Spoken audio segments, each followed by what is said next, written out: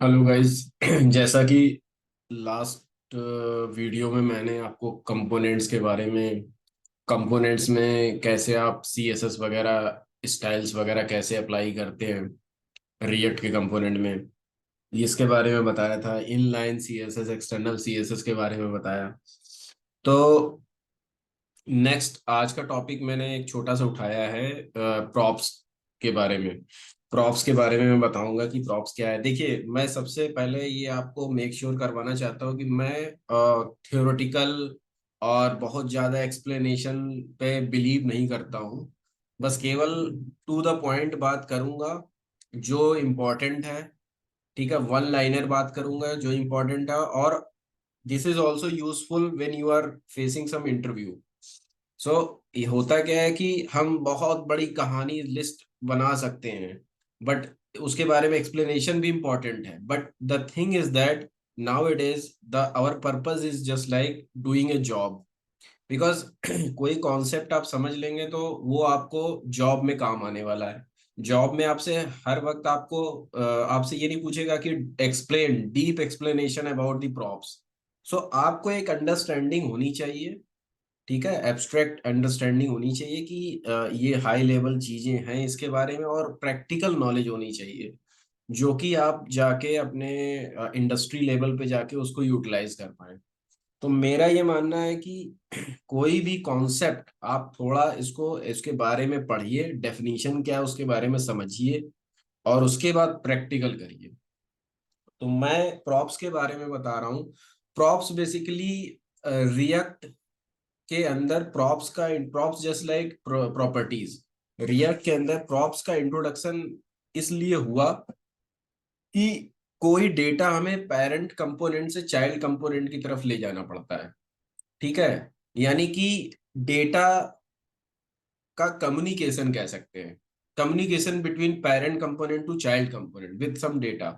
तो डेटा को जब हम पेरेंट कंपोनेंट से चाइल्ड कंपोनेंट की तरफ पास करते हैं तो एक वे है, सिंपल वे है, और भी वेज हैं। रिडक्स वगैरह हम जब पढ़ेंगे आगे तो उसमें मैं बताऊंगा कि स्टेट मैनेजमेंट के थ्रू आप किसी भी कंपोनेंट में कहीं पे भी आप डेटा को पास ऑन कर सकते हैं। फ्लो क्या होगा अभी प्रॉप्स के लिए? Top to bottom. जब हम किसी भी रूट पर बैठे हैं और अगर हम चाइल्ड कंपोनेंट पे बैठे हैं किसी, और कहीं पे भी डेटा भेजना चाहते हैं, that will not work from props. Props से वो सोल्यूशन नहीं मिलेगा। Props will not do the that things. Props का काम क्या है? पेरेंट कंपोनेंट से डेटा को चाइल्ड कंपोनेंट तक भेज देना। प्रॉप्स एक प्रॉपर्टीज है, ऐसे समझिए। जैसे आईडी और क्लास हम लोग टैग्स में लेते हैं, तो यहाँ एचटीएमएल टैग्स तो है नहीं। यहाँ पे मेरा क्या होता है, कंपोनेंट का टैग होता है। कंपोनेंट के टैग के अंदर हम प्रॉप्स एक नाम अपना कस्टम कुछ भी रख सकते हैं। फॉर एग्जांपल मैंने डेटा रख दिया, इन्फो रख दिया, बायो रख दिया, किसी के बायोग्राफी के बारे में भेजना है डेटा। ठीक है, प्रोफाइल भेजना है। तो इस तरह की चीजें हम क्या करते हैं, प्रॉप्स के थ्रू हम डेटा को चाइल्ड कंपोनेंट तक भेजते हैं। तो जैसा आप देखते हैं कि फंक्शन के अंदर हम क्या करते हैं, फंक्शन को जब हम कॉल करते हैं तो उसके अंदर कोई पैरामीटर भेजते हैं, फिर फंक्शन के बॉडी के अंदर उस पैरामीटर को, आर्गुमेंट्स को हम क्या करते हैं, प्रिंट करते हैं, रिटर्न करते हैं। उसी तरह से हम यहाँ पे जैसे ये आप देख सकते हैं, ये हेडर मेरा एक कंपोनेंट है। इस कंपोनेंट के अंदर मैंने मान लिया डेटा नाम से भेजा कुछ। Data equal to, for example मैंने यहाँ पे अपना नेम भेजा, ऐसे ही मैंने रख लिया आर्बिट्री कुछ भी। ठीक, ये डेटा एक एट्रीब्यूट है, और उस एट्रीब्यूट की वैल्यू क्या है, घन, जो भी आप देते हैं। ये स्ट्रिंग भी हो सकता है, नंबर भी हो सकता है, कुछ भी आप यहाँ से भेज सकते हैं। स्ट्रिंग फॉर्मेट में ही जाएगा यहाँ से, या तो ऑब्जेक्ट फॉर्मेट में आप भेज सकते हैं। तो मैं ऑब्जेक्ट का भी बताऊंगा, पहले मैं इसके बारे में बताता हूँ कि जैसे आप ये घन है, इसको मुझे अब चाइल्ड कंपोनेंट यानी हेडर के अंदर रिसीव करना है। तो ये मेरा हेडर कंपोनेंट है। कैसे रिसीव होता है, यहाँ पे आप डेटा भी लिख सकते हैं, ये भी काम करेगा। बट कन्वेंस क्या है आपको, एक होता है कि यूजर फ्रेंडली, मतलब कोई बंदा समझेगा कि क्या चीज आ रहा, कहाँ से आ रहा। तो मैं क्या करता हूँ, प्रॉप्स, क्योंकि रिएक्ट में प्रॉप्स इंट्रोड्यूस, तो प्रॉप्स रख सकते हैं। प्रॉप्स रख सकते हैं, कुछ भी नाम रख सकते हैं, इन्फो रख सकते हैं, कोई भी, लेकिन प्रॉप्स रखने से ये आइडेंटिफिकेशन मिल रहा है कि मेरी किसी पेरेंट कंपोनेंट से मेरा डेटा प्रॉप्स के थ्रू हमारे चाइल्ड कंपोनेंट में रिसीव हुआ है। अब इसको मुझे प्रिंट भी कराना है। फॉर एग्जांपल मैंने यहाँ ले लिया H4। ठीक है, H4 के अंदर मैं क्या किया कि डेटा को प्रिंट करवाना है। अब करली ब्रेसेस के थ्रू ही रिएक्ट में कोई भी डायनेमिक डेटा प्रिंट होता है। तो होगा क्या कि मैं इस प्रॉप्स को यहाँ पे प्रॉप्स, अब आगे क्या है प्रॉप्स, अभी ये तो प्रॉप्स मेरा ऑब्जेक्ट आ गया, प्रॉप्स एक ऑब्जेक्ट ही है, ऐसे समझिए ये पूरा प्रॉप्स एक ऑब्जेक्ट होता है। अब प्रॉप्स तो मैंने यहाँ ले लिया, लेकिन प्रॉप्स के अंदर क्या था, डॉट डेटा। ओके, तो यहाँ पे डॉट डेटा लिखना पड़ेगा। ठीक, अब आप इसको रन करा के चेक करेंगे, ये देखिए घन आ गया यहाँ पे, H4 में प्रिंट हो गया। तो इस तरह से आपने देखा कि पेरेंट कंपोनेंट के थ्रू मैंने क्या किया, डेटा को पास किया और मैंने चाइल्ड कंपोनेंट के अंदर रिसीव कर लिया, उसे प्रिंट भी कर दिया। तो इस तरह से हमने क्या किया कि parent to child communication establish किया। ठीक है। तो अब फॉर एग्जांपल अगर किसी ने कहा कि सर मुझे डेटा, एक कॉन्स्ट करके एक डेटा ले लिया, एक ऑब्जेक्ट ले लिया मैंने, जिसमें क्या किया मैंने, एफ नेम कर लिया कोलन, फॉर एग्जांपल घन ले लिया फर्स्ट नेम, एल नेम मैंने ले लिया। ठीक है, और उसमें मैंने लिख दिया PANDEY पांडे, कॉमा, एज मैंने ले लिया 30। ठीक है, तो ये एक ऑब्जेक्ट है। अब किसी ने कहा सर ये ऑब्जेक्ट भी पास करना है मुझे, तो आप डेटा के रूप में कुछ भी पास कर सकते हैं, एरे ऑब्जेक्ट कुछ भी पास कर सकते हैं। तो क्या हुआ, अब डेटा यहाँ पे है, ये भी डेटा है, ये डेटा डायनेमिक वाला है, तो आप डायनेमिक चीजों को जब पास करते हैं तो करली ब्रेसेस आपको लगाना पड़ेगा। ठीक है, ये मैंने डेटा यहाँ पे पास कर दिया। अब डेटा पास हो गया, बट उसे रिसीव करना भी है, तो प्रॉप्स आया यहाँ पे। अब यहाँ पे मैंने क्या किया, आपको लॉग करा के दिखाता हूँ पहले कैसे हमें लेना है डेटा को। जैसे मैंने प्रॉप्स ले लिया, अब प्रॉप्स तो आया, उसके बाद ये एट्रीब्यूट का क्या नाम था, डेटा। तो प्रॉप्स डॉट डेटा, अब देखता हूं मैं क्या आता है, कंसोल करा के हम चेक करेंगे। इसको हम बंद कर देते हैं अभी के लिए। ठीक है, तो हम कंसोल में जाएंगे, इसको रिफ्रेश करेंगे फिर से।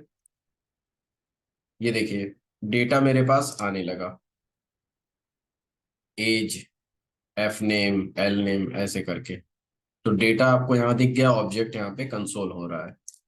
अब क्या करते हैं आप, इसी को एक बार फिर से 2 बार कॉपी करके पेस्ट कर दीजिए। ठीक है, H4 में एक H4 ले लीजिए, एक को H5 ले लीजिए, एक को H6 ले लीजिए, कुछ भी ले सकते हैं, जैसे भी आपको जहां भी डेटा दिखाना, जिस फॉर्मेट में दिखाना, ऐसे मैंने ले लिया। अब देखिए प्रॉप्स डॉट डेटा, अब हमें क्या क्या वैल्यूज लेनी है, वैल्यूज कौन सी, एफ नेम, एल नेम और एज। तो मैं क्या करूंगा कि डेटा डॉट ऑब्जेक्ट के, ऑब्जेक्ट में जब भी हमें एक्सेस करना है वैल्यूज, तो डॉट के थ्रू हम एक्सेस करते हैं। आप मेरी एडवांस जावास्क्रिप्ट वीडियो फॉलो करिए, उसमें मैंने पूरा क्लियर बताया है कि कैसे हम ऑब्जेक्ट को हम प्रिंट कराते हैं, कैसे उसकी वैल्यूज एक्सेस करते हैं, उसके बारे में मैंने पूरा क्लियर बताया है उस वीडियो में। आप उसको रिफर करिए, वीडियो चेक करिए उसको। Props dot data dot F name, F name मैंने ले लिया। इसी तरह से props dot data dot L name ले लीजिए। फिर यहाँ पे आप ले सकते हैं props dot data dot age. Okay, अब हम चेक करेंगे क्या वैल्यूज आ रही हैं। ये देखिए आपके पास सारी वैल्यूज प्रिंट हो गई उस ऑब्जेक्ट से, जो भी मेरा ऑब्जेक्ट था। अब देखिए एक और चीज है, आपने प्रॉप्स लिया, इसको मैं बंद कर देता हूँ। आपने प्रॉप्स लिया, प्रॉप्स के अंदर ऑब्जेक्ट आया, ऑब्जेक्ट को आपने एक्सेस कर लिया, इस तरह से प्रिंट करा लिया। इसका एक शॉर्ट फॉर्म भी है, जिसे आप ऊपर ही फॉर एग्जांपल आपके पास डेटा प्रॉप्स के अंदर डेटा आ रहा है एपीआई से, तो एपीआई से हमें केवल कुछ ही डेटा चाहिए, सारे नहीं चाहिए। तो डायरेक्ट तो प्रिंट हो गया, थोड़ा कंफ्यूजन भी होता है। एक एक कहते हैं कि फॉर्मेट समझ में नहीं आता है, एक कहते हैं स्टैंडर्ड नहीं दिख रहा है मुझे कि मतलब ये कैसे प्रॉप्स डॉट डेटा डॉट एफनेम। तो हम क्या करते हैं, प्रॉप्स की वैल्यूज मैंने अभी प्रिंट कराई थी प्रॉप्स डॉट डेटा की, तो प्रॉप्स डॉट डेटा के अंदर पूरा ऑब्जेक्ट आ गया था। अब ऑब्जेक्ट डिस्ट्रक्चरिंग के बारे में मैंने एक वीडियो बनाई है, उसमें आप देखिएगा, मैंने अच्छे से समझाया है। ऑब्जेक्ट डिस्ट्रक्चरिंग क्या होता है कि जो ऑब्जेक्ट के कीज होते हैं उनसे हम डीस्ट्रक्चर कर लेते हैं। जो मेरा एक्चुअल ऑब्जेक्ट आ रहा होता है उससे हम पर्टिकुलर कीज से उसको डीस्ट्रक्चर यानी ब्रेक कर लेते हैं। जिसकी फॉर एग्जांपल ऑब्जेक्ट के अंदर 10 कीज आ रही और मुझे चाहिए केवल 2 की, तो मैं केवल क्या करूंगा, डी स्ट्रक्चर के थ्रू मैं 2 की केवल यूज कर लूंगा। बाकी ऑब्जेक्ट बाकी डेटा मैं नहीं लेना चाहता। तो फॉर एग्जांपल अगर मैं केवल फर्स्ट नेम और एज लेना था मुझे, तो उस केस में क्या होगा, मैं क्या करूंगा, कॉन्स्ट, उस केस में क्या करूंगा, कॉन्स्ट, मैंने क्या किया, एक ऑब्जेक्ट बनाया डी स्ट्रक्चर में और एफ नेम ले लिया और कॉमा एज ले लिया, ठीक है, इक्वल टू, अब क्या करेंगे, प्रॉप्स, जो भी फॉर्मेट था प्रॉप्स डॉट डेटा, ये मेरे पास ऑब्जेक्ट है। इससे मैंने क्या किया कि डिस्ट्रक्चर कर लिया, ये मेरे पास ऑब्जेक्ट आ रहा था पूरा, इससे मैंने डिस्ट्रक्चर। अब यहाँ डायरेक्टली आप इतना कुछ लिखने की जरूरत नहीं पड़ेगी, अब आपका काम आसान हो गया, यहाँ पे शॉर्ट हो गया। आप इसको डायरेक्ट एज और एफ नेम यूज कर सकते हैं, तो देखिए आपके पास रिजल्ट सेम है। तो आपने देखा कि आप इस तरीके का डिस्ट्रक्चर, एक बात ध्यान रखिएगा कि रिएक्ट एंगुलर जो भी कर रहे हैं उनको थोड़ा सा एडवांस जावास्क्रिप्ट के बारे में जानना जरूरी है। उससे आपका बेनिफिट है क्योंकि कोड बहुत शॉर्ट हो चुका है, ऑप्टिमल हो चुका है, जिससे आपको आगे के लिए बहुत आसान हो जाएगा। क्योंकि आप नए नए कोड, अगर किसी डेवलपर ने पहले से कर रखा है और आप उस कोड को देखेंगे तो आप कहेंगे कि यार ये मेरे लिए तो नया है।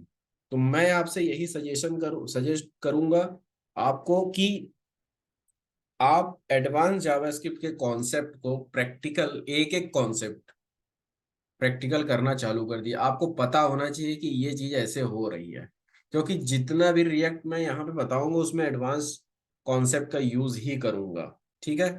तो ये रहा ऑब्जेक्ट, डायरेक्ट आपको मैंने प्रिंट करा के दिखा दिया कि प्रॉप्स के थ्रू मैं डेटा कैसे लेता हूँ, ऐसे प्रिंट होता है। अब एक और चीज बताना चाहता हूँ इसमें, फॉर एग्जाम्पल अगर आपके पास में, यहाँ पे ये ऑब्जेक्ट बंद कर देता हूँ अभी के लिए, भेज नहीं रहा हूँ ऑब्जेक्ट, यहाँ पे मैंने ले लिया नेम, ठीक है, और ये डायनेमिक सारी चीजें हटा के डबल कोट्स में रखता हूँ। नेम में मैंने ले लिया घन, और यहाँ पे आप दे सकते हैं, कॉमा नहीं होगा, सॉरी, एज इक्वल टू, यहाँ लिख सकते हैं 30, ओके, और एड्रेस लिख लीजिए, बार बार कॉमा लगा दे रहा हूँ, मेरी आदत, ADDRESS, एड्रेस इक्वल टू, मान लिया दिल्ली लिख देते हैं, ठीक। ये मेरे पास डेटा है। अब इन सारे डेटा को हमें यूज करना है, तो आप, एक तरीका है, ये प्रॉप्स हमारे पास आ रहा था, अब हम चेक कर लेते हैं इस प्रॉप्स को, क्या प्रॉप्स में आ रहा डेटा, कैसे आ रहा डेटा, ठीक है। ये मेरे पास प्रॉप्स है और ये मेरे पास नेम है, केवल प्रॉप्स हम चेक करते हैं प्रॉप्स में क्या आता है। और अभी के लिए इनको बंद कर देते हैं क्योंकि ये एरर शो करेंगे, ठीक है। अब मैं इसको कंसोल चेक करता हूँ क्या इशू आ रहा है, क्या एरर आ रहा है। ऑब्जेक्ट आ रहा है मेरा, ये देखिए सारे ऑब्जेक्ट की वैल्यूज आ रही हैं प्रॉप्स में। तो इस तरह से आप डेटा गेट कर रहे हैं। इसको ऐसे भी कर सकते हैं जैसा मैंने यहाँ बताया था आपको, यहाँ पे डेटा नहीं रहेगा क्योंकि ऑब्जेक्ट अब नहीं रहा वहाँ, तो प्रॉप्स में डायरेक्ट वैल्यूज आ रही हैं। अब क्या क्या है वैल्यूज में, नेम है, ये की आप ध्यान रखिएगा, एट्रीब्यूट का नाम याद रखिएगा। फॉर एग्जांपल नेम और एज मुझे लेना है, तो यहाँ मैं क्या करता हूँ, एज तो है ही है, नेम कर दिया मैंने इसको, और यहाँ पे मैंने प्रिंट करा लिया एज और यहाँ पे नेम, देखिए आता है इस तरह से। एज तो आ गया, नेम नहीं आया। नेम को मैंने यहाँ किया था, नेम प्रिंट नहीं हुआ। Why? Okay, name is, spelling is mistake, M is there N की जगह। तो आप देखेंगे यहाँ पे नेम भी प्रिंट हो गया। तो आप ऐसे भी कर सकते हैं। अगर मल्टीपल एट्रीब्यूट्स सेम कंपोनेंट्स में आप यहाँ पे ऑब्जेक्ट नहीं यूज करते हैं, तो आप इस तरह से गेट कर सकते हैं इसको। इसको भी हम डीस्ट्रक्चर कर सकते हैं ऑब्जेक्ट। और इससे इससे भी शॉर्ट बताया गया है इसके बारे में, मैं आपको बता दूं। यहाँ पर आप करली ब्रैकेट लगाइए और ये दोनों वैल्यूज उठा के डाल दीजिए। ठीक है, कुछ भी प्रॉप्स वगैरह कुछ लेने की जरूरत नहीं है, सारी चीजें फिर से ऐसे ही एज इट इज प्रिंट होंगी। मैं चेंज करके वैल्यूज आपको दिखा देता हूँ। यहाँ पे मैंने 30 की जगह मैंने लिख दिया 40 फॉर एग्जाम्पल, और दिल्ली की जगह मैंने लिख दिया नोएडा। ठीक है, तो आप देखेंगे यहाँ पे, रिफ्रेश करिए, तो रिफ्रेश फिर आया नहीं। सेकेंड,